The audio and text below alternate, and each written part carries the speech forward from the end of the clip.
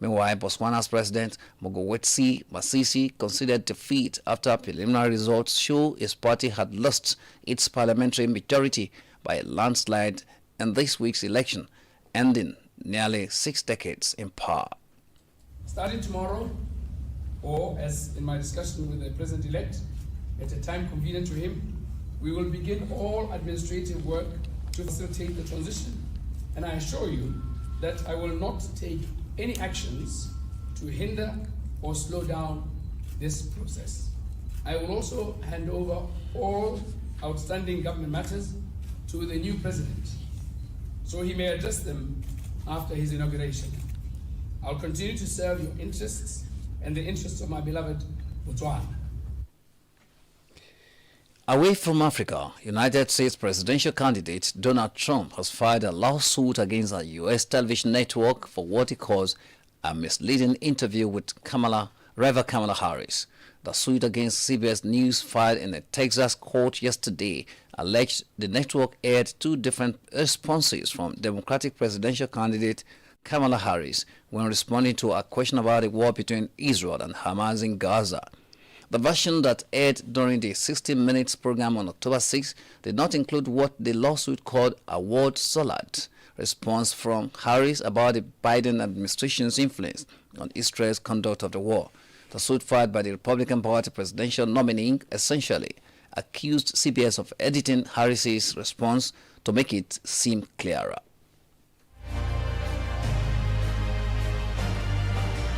Meanwhile, U.S. job growth has likely slowed sharply in October amid disruptions from hurricanes and strikes by aerospace factory workers, but a steady unemployment rate should offer assurance that the labor market remained on solid footing ahead of Tuesday's election.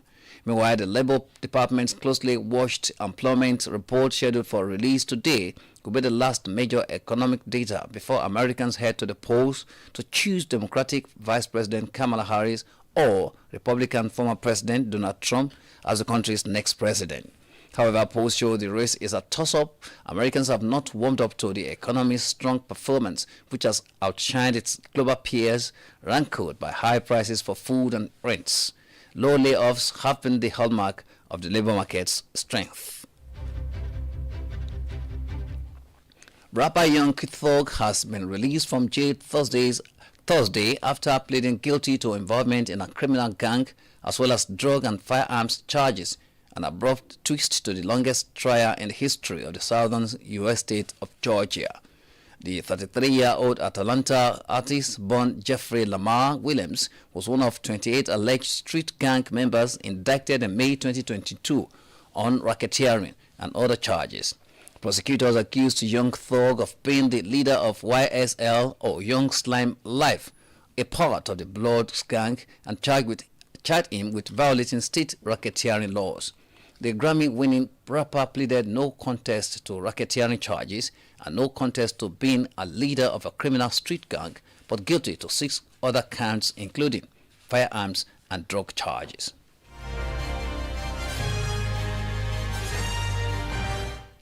Global Box is reaching you live from Adamimogo 107.7 FM Ido-Ekiti. Still to come, Iraq's parliament elects new speaker, ending year-long deadlock. Please stay with us. Is here with us again.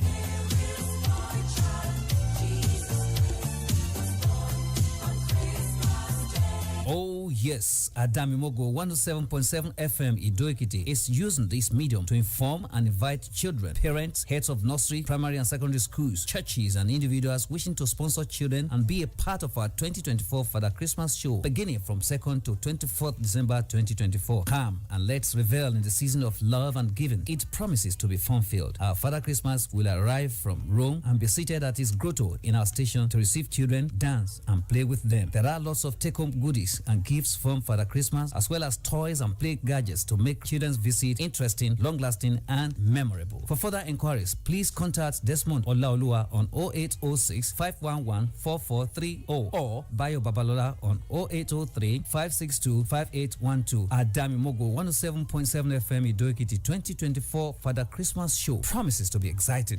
Welcome back and thanks for joining us again. You can subscribe to our YouTube channel and follow us on Facebook via Adamimogo 107.7 107.7 FM.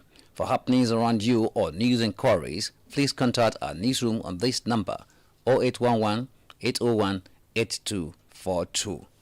Now to the rest of the news.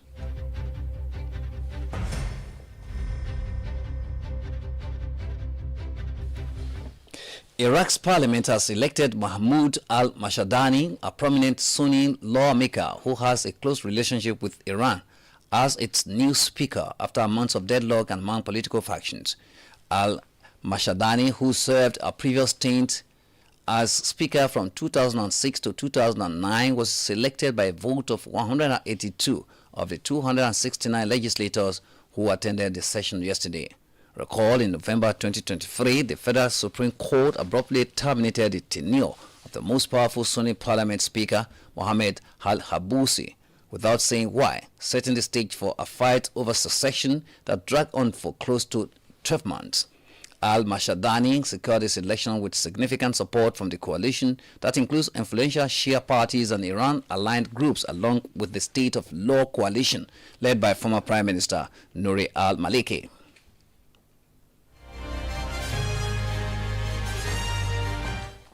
Two separate Hezbollah rocket attacks have killed 7 people in northern Israel in the deadliest day of such strikes in months.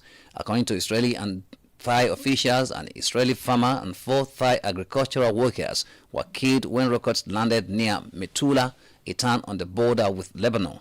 Later, an Israeli woman and her adult son were killed in an olive grove near Kibbutz Afek on the outskirts of the coastal city of Haifa.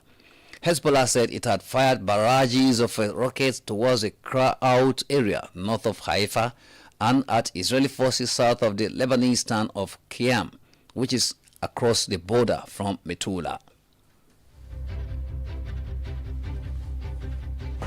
In another news, not less than 7 people, including 5 school students, have been killed and 23 injured in a blast in southwestern Pakistan today.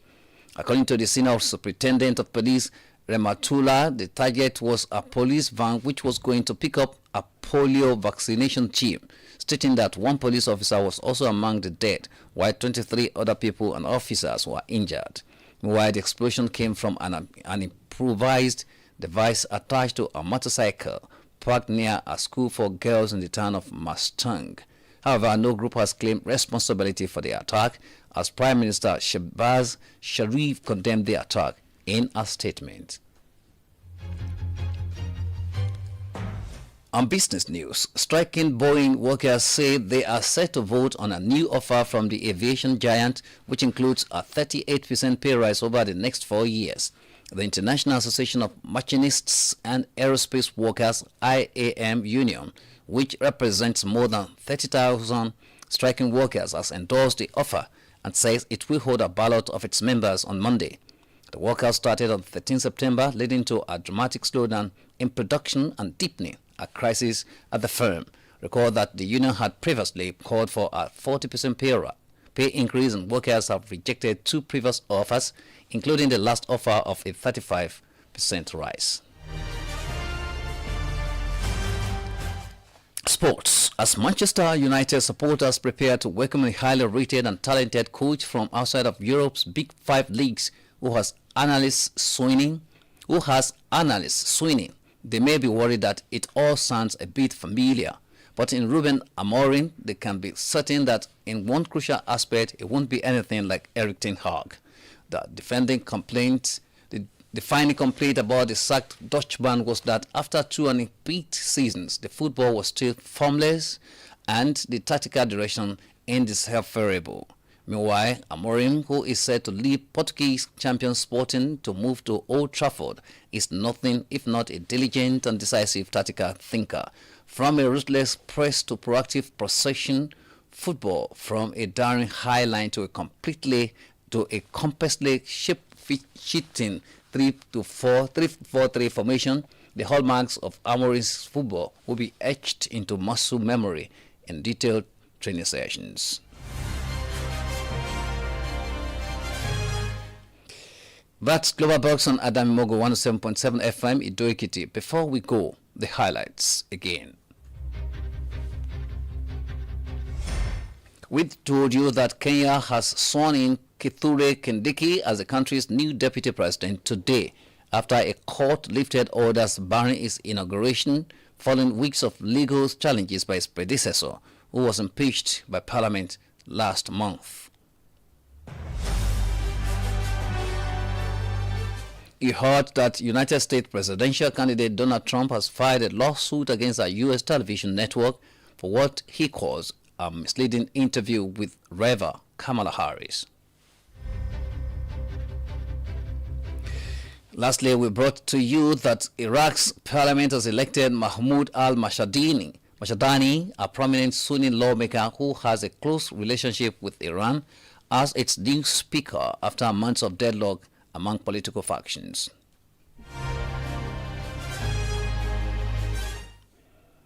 That's Global Box on Adamimogo 107.7 FM, Olojudo's Palace, Ido-Ekiti. On behalf of the production crew led by Oladonye Ayegusi, my name is Layi Oyawa.